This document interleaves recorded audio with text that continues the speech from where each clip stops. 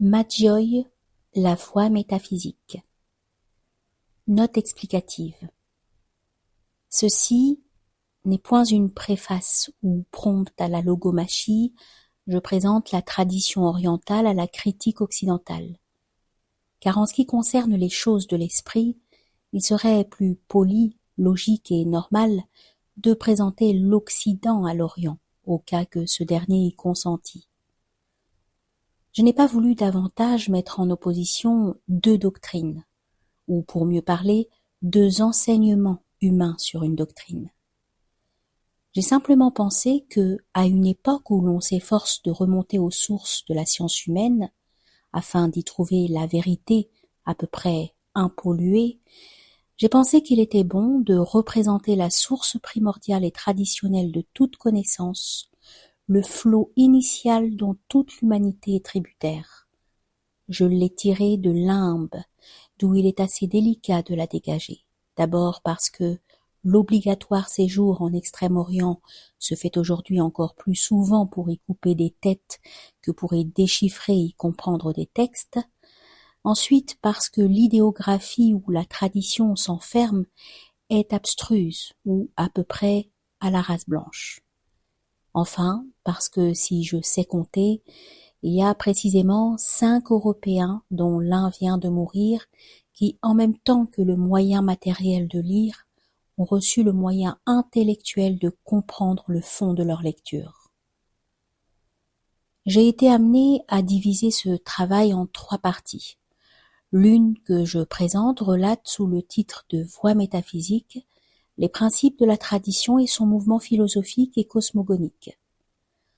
La seconde, sous le titre de Voie rationnelle, relatera la systématisation de la tradition avec le taoïsme ou Voie et vertu de la raison, de Lao Tzu. La troisième, sous le titre de Voie sociale, relatera l'adaptation de la tradition avec la philosophie politique et communiste de Kongzi, appelé Confucius par les missionnaires chrétiens. Cette tâche fut fort délicate et dont je puis dire m'être acquitté, sinon avec bonheur, du moins avec scrupule, ne portera sans doute pas de fruits bien agréables au goût européen. Et cependant je dois confesser que dans le but plus pratique que louable de faire immédiatement comprendre les textes sacrés de l'Antiquité jaune, j'ai souvent employé la phraséologie occidentale et tenu, plutôt que le raisonnement adéquat à ces textes, le raisonnement adéquat au cerveau des lecteurs, toutes les fois que tous deux conduisaient à une conclusion identique. Je me suis reconnu le droit d'agir ainsi parce que les enseignements de la voie métaphysique eussent été incompréhensibles sans commentaire. J'ai donc adapté à la mentalité occidentale et immédiatement les commentaires que j'ai faits, au lieu de contraindre à une traduction toujours fatigante en langage occidental, des théories en langage jaune qu'il m'eût été personnellement plus facile d'exposer. Je n'agirai pas ainsi dans la voie rationnelle non plus que dans la voie sociale, car il n'y a pas de raisonnement à ajouter aux enseignements de Lao Tzu et de Kongzi, mais seulement quelques éclaircissements.